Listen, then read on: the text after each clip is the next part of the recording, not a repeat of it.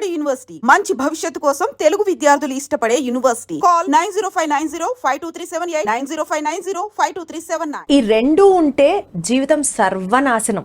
Hello everybody, welcome to the point. Generalized వర్షనే కానీ ఈ పర్టికులర్ కేసులో ఇవి కారణాలు కావచ్చు అన్నది ఒక ఇమాజినేషన్, ఒక understanding. Yes, let me talk about 24 గంటల్లో ఆ అమ్మాయికి డెలివరీ అవుతుందని తెలిసి అతి కిరాతకంగా తన హస్బెండ్ తనని మర్డర్ చేయడం జరిగింది. వైజాగ్లో జరిగినటువంటి ఈ ఇష్యూ ఇప్పుడు ప్రెసెంట్ సోషల్ మీడియాలో ట్రెండింగ్ సబ్జెక్ట్గా మారుతోంది. Not only in social media but also self introspection కనుక చేసుకుంటే అసలు మనం ఎక్కడికి వెళ్తున్నాం, మన వాల్యూస్ ఎటు వెళ్తున్నాయి, సొసైటీలో ఏం జరుగుతోంది అన్న అంశాల గురించి definitely we need to talk and question. ఈరోజు ఇదే టాపిక్ గురించి నాతో మాట్లాడడానికి జాయిన్ అవుతున్నారు Ram Mettu garu. And he is basically he's certified personality development trainer, a psychologist by also profession and also a life coach. Let me introduce him. Hello Ram garu, నమస్తే. నమస్తే అండి, ఎలా ఉన్నారు? ఐఎమ్ గుడ్ అండి, మీరు ఎలా ఉన్నారు? వండర్ఫుల్, బాగున్నాను సార్, థ్యాంక్ యూ. చెప్పండి. రీసెంట్గా వైజాగ్లో జరిగినటువంటి జ్ఞానేశ్వర్ అండ్ అనూష ఈ కపుల్ ఇష్యూ గురించి చూస్తే అనూషని చంపడం జరిగింది. తెల్లారితే ఆ అమ్మాయికి పాపం డెలివరీ. ఈ కేసు గురించి ఫస్ట్ మాట్లాడదాం సార్. అసలు ఏం జరిగింది, ఏంటి మీ అండర్స్టాండింగ్ ఏంటి, and then will go deep into the subject. Sure. So in this particular case అండి, లైక్ జ్ఞానేశ్వర్ వాళ్ళ వైఫ్కి రేపు మార్నింగ్ డెలివరీ ఉంది అనగా ప్రీవియస్ నైట్ తనని గొంతు పిసికి చంపేశాడు. రీజన్ ఏంటంటే he wanted to get rid of her అనమాట. లైక్ ఫ్రమ్ వాళ్ళు actually married, love marriage. And more surprisingly ఏంటంటే వాళ్ళది లవ్ మ్యారేజ్ యాక్చువల్గా. సో లవ్ మ్యారేజ్ చేసుకున్నారు, 2022లో చేసుకున్నారు వాళ్ళు లవ్ మ్యారేజ్. చేసుకున్న తర్వాత నుంచి కూడా కాన్స్టాంట్లీ, అంటే వీళ్ళ ఫ్యామిలీ, అమ్మాయి వాళ్ళ ఫ్యామిలీ మెంబర్స్ చెప్పేది ఏంటంటే కాన్స్టాంట్గా ఈ అబ్బాయి విడిపించుకోవడానికి ట్రై చేస్తూ ఉండేవాడంట. Like he used to come up with some or the other excuse. For example ఒక 1 year బ్యాక్ అతను ఏం చెప్పాడంటే, నాకు క్యాన్సర్ వచ్చింది, నేను ఎక్కువ కాలం బతకను, సో మనము విడిపోదాము, లైక్ నువ్వు నీ లైఫ్ చూసుకో, నీ ఫ్యూచర్ ఎందుకు పాడు చేసుకుంటావు, విడిపోదాము అనేసి ఒక పాజిటివ్ నోట్ లాగా క్రియేట్ చేసి వాళ్ళ వైఫ్కి చెప్పారు. వాళ్ళ వైఫ్ ఏంటంటే వినలేదు, ఏంటంటే లేదు వాట్ ఎవర్ ఇట్ ఈస్ నేను నీతోటే ఉంటాను, సో నేను అలా విడిచిపెట్టి పోను అనేసి she insisted to stay back. అలా కొన్ని రోజులు డ్రామా నడిపించాడు అతను. అది వర్కౌట్ అవ్వట్లేదు అనేసి మళ్ళీ ఒక 6 months బ్యాక్ మన పెళ్లి విషయము మా పేరెంట్స్కి తెలీదు, వాళ్ళకి తెలిస్తే నన్ను నిన్ను ఇద్దరిని చంపేస్తారు, అనవసరంగా నా గురించి నీ లైఫ్ని నువ్వు స్పాయిల్ చేసుకోకు, వెళ్ళిపో అనేసి మళ్ళీ హీ స్టార్టెడ్ ఇన్సిస్టింగ్ వెళ్ళిపో అని చెప్పడానికి. అది she was again adamant, like వెళ్ళకుండా she was with him. Multiple times ఇలా ప్రయత్నించాడు, అది వర్కౌట్ కాలేదు అనేసి ఫైనలీ ఇప్పుడు ఏంటంటే బేబీ డెలివరీ రేపు ఉందనగా ఈరోజు గొంతు పిసికి చంపేశాడు. చంపేసి ఏం తెలియనట్టు అలా ఉండి నెక్స్ట్ డే మార్నింగ్ తనని లేపుతుంటే తను లేవట్లేదు అనేసి వాళ్ళ ఇంట్లో వాళ్ళు చెప్తే, తను లేపుతుంటే లేవట్లేదు అని చెప్తుంటే అప్పుడు ఇతను మళ్ళీ యాక్ట్ చేసి as if he is also trying to wake her up, act చేసి వాళ్ళ ఫ్రెండ్స్ని పిలిచి ఇదంతా డ్రామా క్రియేట్ చేశాడు బేసిక్గా. అండ్ దెన్ ఫైనలీ హాస్పిటల్కి వెళ్ళేసరికి బ్రాడ్ డెడ్ అనేసి అర్థమైంది. వాళ్ళ ఇంట్లో వాళ్ళకి ఆల్రెడీ తెలుసు కాబట్టి that he's trying to get rid of అనేసి చూసుకున్నారు. లైక్ వాట్ ఎగ్జాక్ట్ పోలీసులకు చెప్తే వాళ్ళు ఇంట్రాగేట్ చేశారు. ఇనీషియల్ ఇంట్రాగేషన్లో ఒప్పుకున్నాడు, లైక్ తనే పిసికి చంపేశాడు అనేసి. బట్ ఇక్కడ I will tell you how pre plan it is. Gyaneshwar అనే అతను నార్మల్ టైంలో ఎవరిదైనా గొంతు పిసిగితే వాళ్ళు ఏంటంటే ఎంతో కొంత రివోల్ట్ అయ్యే ఛాన్స్ ఉంటుంది, వాళ్ళని వాళ్ళు సేవ్ చేసుకునే ఛాన్స్ ఉంటుంది. 9th monthలో ఒక లేడీకి అంత శక్తి ఉండదు, లైక్ మళ్ళీ కాపాడుకునే అంత శక్తి ఉండదు. అది గ్రహించి 9th month దాకా వెయిట్ చేసి ఇంకా రేపు డెలివరీ అనగా ఈ టైంకి చాలా వీక్ ఉంటుంది బాడీ అని తెలుసు కాబట్టి ఆ టైంలో అతను గొంతు పిసికి చంపేశాడు. And this it self shows how cruel he is అనేసి. సో ఇది జరిగిన ఇన్సిడెంట్ అండి. అసలు ఈ మధ్యన ఇలాంటి ఇన్సిడెంట్స్ చాలా ఎక్కువ అవుతున్నాయి. If you get to see recent పాస్ట్లో కూడా ఏంటంటే పెళ్ళైన వాళ్ళని వదిలించుకోవటము, లేదా ఇంకోళ్ళతో ఉందాము అనే ఒక థాట్ తోటి ఇంట్లో వాళ్ళని చంపేయటము, రిలేషన్షిప్తో సంబంధం లేకుండా, అంటే వైఫ్ని చంపుతున్నారా, హస్బెండ్ని చంపుతున్నారా, పిల్లల్ని చంపుతున్నారా, for that matter in the recent past నేబర్ని కూడా చంపారు. అంటే వాళ్ళ ఇల్లిసిట్ అఫేర్ గురించి నేబర్కి తెలిసింది, ఎక్కడ వాళ్ళ హస్బెండ్కి చెప్తారు అనేసి నేబర్ని కూడా చంపడానికి ట్రై చేశారు. సో రిలేషన్షిప్ తోటి సంబంధం లేకుండా ఈ ఎక్స్ట్రీమ్ సిచ్యువేషన్స్ ఈ మధ్య మనకి ఎక్కువ కనిపిస్తున్నాయి. So adding to these points అండి, వాళ్ళిద్దరికి మధ్యలో ఏవో ఈగోయిస్టిక్ ఇష్యూస్ ఉన్నాయి అన్నది ఒక ఆర్గ్యుమెంట్, ఒక స్టేట్మెంట్ వినిపిస్తుంది. సీన్ కట్ చేస్తే this guy Gyaneshwar has an extra marital affair with another lady, కాబట్టి పాపం ఈ అమ్మాయిని టార్గెట్ చేశాడు. అంటే ఏ రిలేషన్లో అయినా సరే ఈగో ఉన్నా, ఎక్స్ట్రా మ్యారిటల్ రిలేషన్ ఉన్నా, అది it is not healthy, it is not safe. Correct. Yeah, it's definitely not safe అండి. ఎందుకంటే ఇక్కడ ఏమవుతుంది అని అంటే, ఇలాంటి ఎక్స్ట్రా మ్యారిటల్ అఫైర్స్ ఉన్నప్పుడు ఆ అబ్బాయికి నిజంగా చంపాలని ఉన్నా లేకపోయినా pressure from the other side. నువ్వు తను వదిలి చేసుకొని నా దగ్గరికి వస్తే పెళ్లి చేసుకుందాము, లేదంటే పోలీస్ కంప్లైంట్ చేస్తాననేసో, లేకపోతే నేను చచ్చిపోతాననేసో, చనిపోయేటప్పుడు నీ పేరు చెప్పి చనిపోతాననేసి. So it could be anything. So pressure అనేది it builds up from all the sides, and ఇలాంటివన్నీ we get to see that happening. So ఇదొకటండి.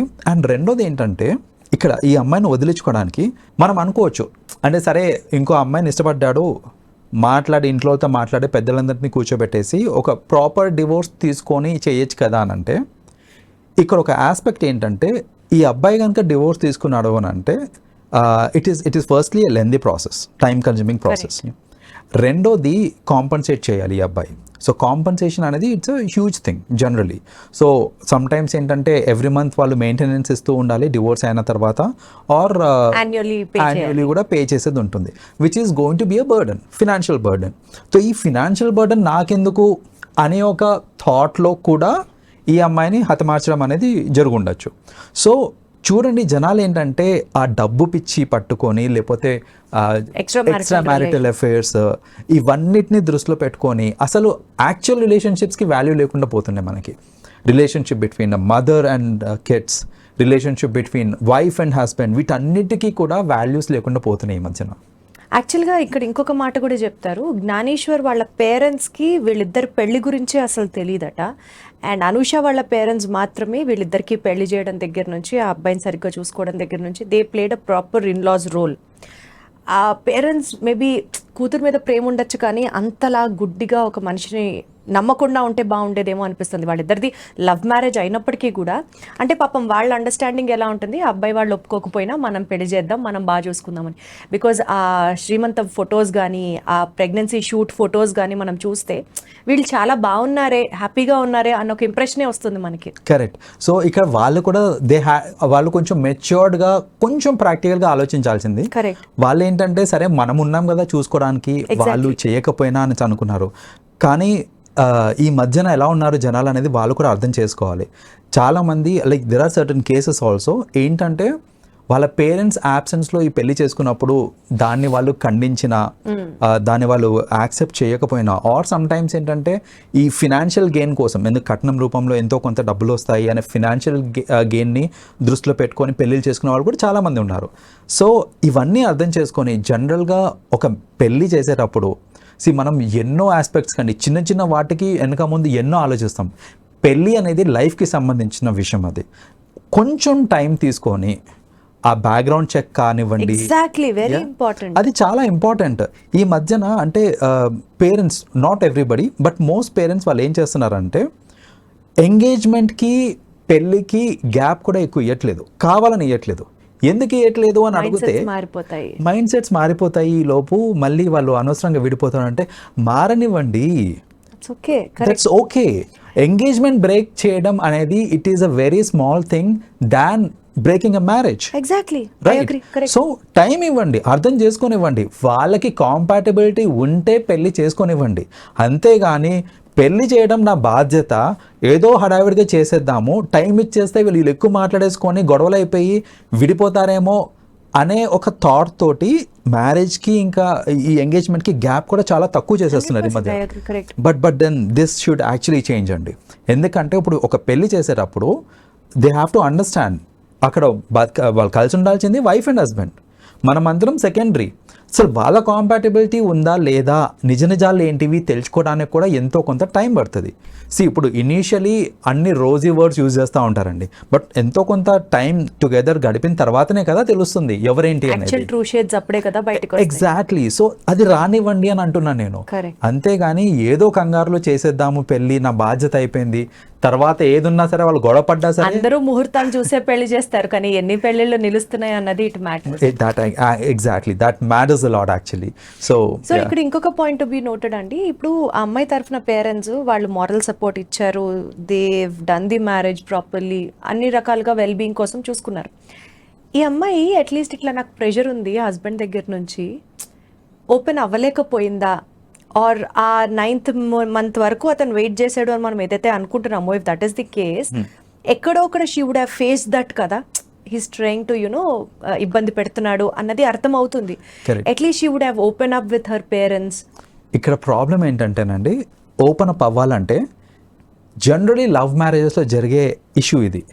ఏంటంటే నాకు సరే నేనే ఇష్టపడ్డాను, నేనే పెళ్లి చేసుకున్నాను, నేనే సెలెక్ట్ చేసుకున్నాను, కానీ ఆ అవతల వ్యక్తితోటి నాకు ఏదైనా ప్రాబ్లం ఉంది అన్నప్పుడు పేరెంట్స్కి చెప్పారనుకోండి, అసలు అవునా అని దానికి కరెక్ట్గా పాజిటివ్గా రెస్పాండ్ అయ్యే వాళ్ళు చాలా కొంతమంది ఉంటారు. మిగతా వాళ్ళందరూ నీకు ముందే చెప్పానా, నీ సావు నువ్వు సావు, ఈ మాటలన్నీ వస్తూ ఉంటాయి అన్నమాట. అట్లీస్ట్ వాళ్ళు ఉన్నారు కదా ఆ ఫ్యామిలీతో. దట్స్ వాట్ అంటే ఇప్పుడు ఈ అమ్మాయికి ఒక చిన్న ఇన్ఫీరియారిటీ ఫీలింగ్ ఏం రావచ్చు అని అంటే, అరే నేనే కష్టపడి నేనే ఇష్టపడి నేను ఒప్పించుకొని పెళ్లి చేసుకున్న తర్వాత ఆ అబ్బాయి మీద నేనే ఎలా నెగిటివ్ చెప్పగలుగుతాను. అండ్ సెకండ్ థింగ్, పాపం అనవసరంగా పేరెంట్స్ ఎందుకు బర్డెన్ చేయొచ్చు, నేనే భరిస్తే పోయేది కదా అని థాట్స్ కూడా వస్తాయి. చాలా మటుకు పాపం వాళ్ళే ఇబ్బంది పడుతూ ఉంటారు. ఇది కూడా కొంచెం మారి ఏదైనా సరే పెద్దవాళ్ళకి వెల్ విషర్స్ కి ఓపెన్ గా మాట్లాడుతూ ఉంటే మేబీ ఇంత డ్యామేజ్ జరగదేమో, ఎవరో ఒకళ్ళు రెస్క్యూకి వస్తారేమో అని అనిపిస్తుంది నాకు ఒక్కొక్క టైం. డెఫినెట్లీ అండి, ఎందుకంటే ప్రతి మనిషికి there should be someone, exactly, ఎవరైతే వాళ్ళు అప్రోచ్ అయ్యి వాళ్ళ ప్రాబ్లమ్స్ ని చెప్పుకొని అలాంటి పర్సన్ ఖచ్చితంగా ఉండాలి ఒక రిలేషన్ లో. 100% ప్రతి మనిషికి చాలా అవసరం అనిపిస్తుంది నాకు అది. ట్రూ. అలాంటి వాళ్ళు లేకనే ఏంటంటే ఆ ప్రెషర్ ని వాళ్ళు తీసుకోలేక సమ్ టైమ్స్ ఏంటంటే వాళ్ళే సూసైడ్ చేసేసుకోవాలి. ఎగ్జాక్ట్లీ. సో ఇలాంటివి కూడా అవుతూ ఉంటాయి. సో బేసిక్గా ఏంటంటే డెఫినెట్గా ఆ communication gap between parents and kids అనేది రాకూడదండి. పెళ్ళైపోయినంత మాత్రాన మాకు సంబంధం లేదు అని అనుకోవద్దు. వాళ్ళు మన పిల్లలే. సో ఏదన్నా బాధ వచ్చినా వాళ్ళు మనల్ని అప్రోచ్ అయినా దాన్ని ఒక నెగిటివ్ సినారియో కింద క్రియేట్ చేయకుండా పాజిటివ్గా తీసుకొని ఎంతవరకు సపోర్ట్ చేయగలిగితే అది మంచిది. అలా చేస్తే ఇట్ ఈస్ రియలీ గుడ్ అండి. అండ్ మోస్ట్ ఇంపార్టెంట్లీ గమనిస్తే జ్ఞానేశ్వర్ మైండ్ సెట్ అండి, వెరీ రీసెంట్లీ మేబీ ఒక 2.5 months బ్యాక్ ఒక మనిషి ఇట్లాగే ముక్కలుగా నరికి ప్రెషర్ కుక్కర్లో పెట్టి that has become a sensation. ఎంత క్రిమినల్ మైండ్ సెట్ అంటే, ఇప్పుడు కూడా పాపం 9 months ప్రెగ్నెంట్, రేపు పొద్దున డెలివరీ, ఈ రోజు చంపడం. మనుషులు ఎంత పర్వర్టిక్గా ఆలోచిస్తున్నారా. Right. See, we are discussing about this subject to make the public understand where we are deficit at. Correct. అది కాకుండా ఈ రకంగా కూడా క్రైమ్ చేయొచ్చా అని ఆలోచించడం స్టార్ట్ చేసే వాళ్ళకి ఇంకా sky is the limit for the crime అంతే. ఎగ్జాక్ట్లీ. అండ్ ఇందులో మోస్ట్ ఇంపార్టెంట్లీ ఇలాంటి ఎవరికి రీజన్ ఏంటంటే, చిన్నప్పటి నుంచి మనము పిల్లలకి at a very young age moral values అనేది నేర్పియాలండి. What is important, what is not important అనేది నేర్పియాలి చిన్నప్పటి నుంచి.